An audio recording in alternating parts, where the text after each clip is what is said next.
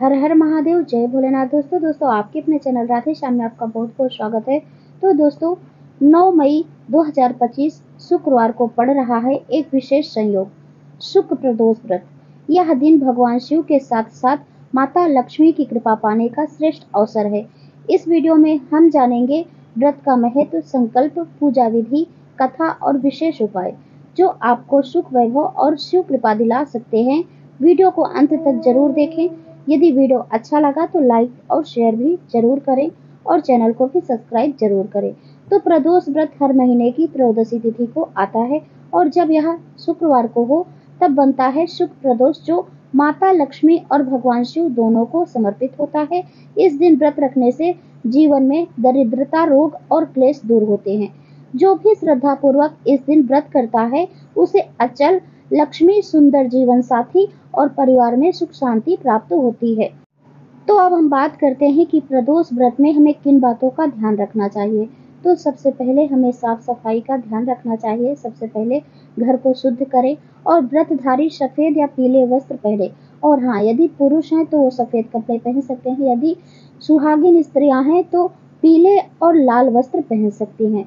और दिन भर उपवास रख सके तो दिन भर उपवास करिए, और नहीं तो आप सुबह पूजा के बाद जल, फल इत्यादि आप ग्रहण कर सकते हैं। वैसे तो मान्यता है कि जब शाम को हम पूजा करते हैं प्रदोष काल में, उसके बाद ही जल ग्रहण किया जाता है। लेकिन बहुत से ऐसे भक्त हैं जिनसे यह व्रत नहीं रह जाता, यानी निर्जल पूरा शाम तक, यानी प्रदोष काल के समय तक। तो बहुत से लोग अपना शिवलिंग में पूजा कर लेंगे या तो घर में पूजा कर लेंगे और जल ग्रहण कर लेते हैं। तो चलिए अब हम आपको संकल्प की विधि बता देते हैं कि हमें सबसे पहले प्रातःकाल क्या करना चाहिए। तो देखिए, प्रातःकाल स्नान करने के बाद साफ वस्त्र धारण करें। फिर इसके बाद शिव जी का ध्यान करते हुए इस प्रकार संकल्प लें। तो पहले तो अपने हाथों में जल, पुष्प, अक्षत ले लीजिए और फिर ओम नमः शिवाय आप इस तरह मंत्र का जप कीजिए, भगवान शंकर का ध्यान कीजिए और इस प्रकार बोलिए, मैं आज सुख प्रदोष व्रत का संकल्प लेता हूँ या लेती हूँ। हे शिव शंकर, आप मेरी भक्ति स्वीकार करें और मुझे धर्म, अर्थ, काम और मोक्ष प्रदान करें।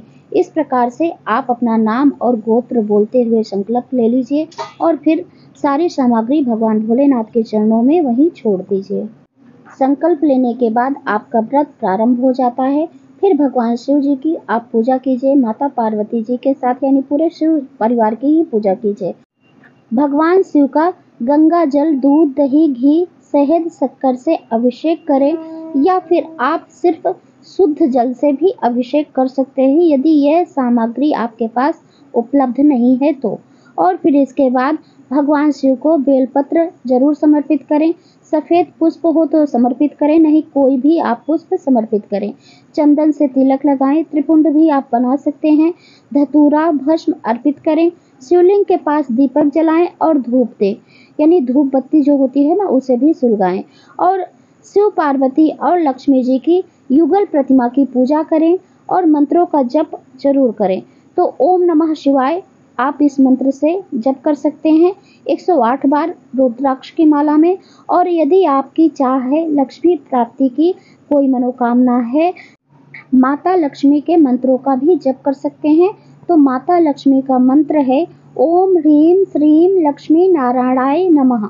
ओम ह्रीं श्रीं लक्ष्मी नारायणाय नमः आप 108 बार कमल गट्टे के माला से जप कर सकते हैं, या फिर आप ऐसे भी जप कर सकते हैं, या फिर अपनी इच्छा अनुसार विषम संख्या में भी कर सकते हैं। और दोस्तों फिर शिव चालीसा का पाठ अवश्य करें। लक्ष्मी स्तोत्र आप पढ़ सकते हैं, आपकी मर्जी है तो। लेकिन आपको प्रदोष व्रत की कथा अवश्य पढ़ना या सुनना चाहिए। इसे जरूर सुने, यह एकदम अनिवार्य होता है। प्रदोष व्रत में कथा सुनना या पढ़ना अनिवार्य होता है, तो जरूर पढ़े या सुने। तो चलिए हम आपको छोटी सी कथा सुना देते हैं। एक समय एक निर्धन ब्राह्मण बालक शिव भक्ति में लीन रहता था। उसे वन में एक ऋषि मिले और उन्होंने प्रदोष व्रत की महिमा बताई। बालक ने श्रद्धा से व्रत किया और कुछ समय में उसे राज्य मिला। यह कथा यह सिखाती है कि श्रद्धा और भक्ति से शिव जी सब कुछ प्रदान करते हैं। तो इस प्रकार से आप प्रदोष व्रत की कथा सुने। शुक्र प्रदोष व्रत इस चैनल पर भी सुनाई जाएगी, तो अवश्य सुनिएगा। और यदि आप कर्ज से परेशान हैं तो हम उसके लिए एक मंत्र और बताते हैं। वहीं शिवलिंग पर बैठकर जप कीजिए। यह उपाय बहुत ही कारगर है, जरूर कीजिएगा। और यह मंत्र इस प्रकार है, ओम षडमोचनाय नमः। इसे आप 21 बार वहीं जप कीजिएगा शिवलिंग पर भगवान भोलेनाथ के समक्ष। भगवान भोलेनाथ की अवश्य कृपा होगी। और दोस्तों, अगले दिन यानी 10 मई को सूर्योदय के बाद व्रत का पारण करें। शिव जी को फल नैवेद्य अर्पित कर भोजन ग्रहण करें। ब्राह्मण को दान देने से व्रत पूर्ण फल देता है, तो यदि हो सके तो ब्राह्मण को भी आप दान कर सकते हैं अपनी यथाशक्ति। और चलिए हम आपको अब बता देते हैं पूजा का शुभ मुहूर्त क्या है शाम को यानी प्रदोष काल की पूजा का। तो देखिए, सबसे पहले त्रयोदशी तिथि प्रारंभ होगी 9 मई 2025 दोपहर को 2:56 पर और समाप्त होगी 10 मई 2025 को शाम 5:29 पर। तो हमें प्रदोष काल का समय मिल रहा है पूजा करने के लिए 9 मई को, तो इसलिए व्रत रखा जाएगा 9 मई को। और अब हम जान लेते हैं पूजा का शुभ मुहूर्त। तो शाम 7:01 से रात 9:08 तक पूजा का शुभ मुहूर्त रहेगा, जिसकी अवधि कुल 2 घंटे 6 मिनट के लिए रहने वाली है। तो आप इस समय पूजा अर्चना कर सकते हैं। और जैसे हमने पूजा विधि बताई, तो आप इस तरह से सुबह भी पूजा कर सकते हैं और शाम को प्रदोष काल के समय में भी कर सकते हैं। सुबह भले ही आप थोड़ा सा ही पूजा करें, यानी जैसे कि आप घर पर हर रोज पूजा करते हैं इसी प्रकार आप सुबह कर लीजिए। लेकिन कोशिश कीजिए कि शाम को आप प्रदोष काल की पूजा भगवान शिव की आप शिवलिंग पर ही करें। यदि घर पर शिवलिंग है तो कर लीजिए, यदि नहीं है तो आप आसपास के शिवलिंग में शिव मंदिर में जाकर ही शिवलिंग पर ही पूजा कीजिए।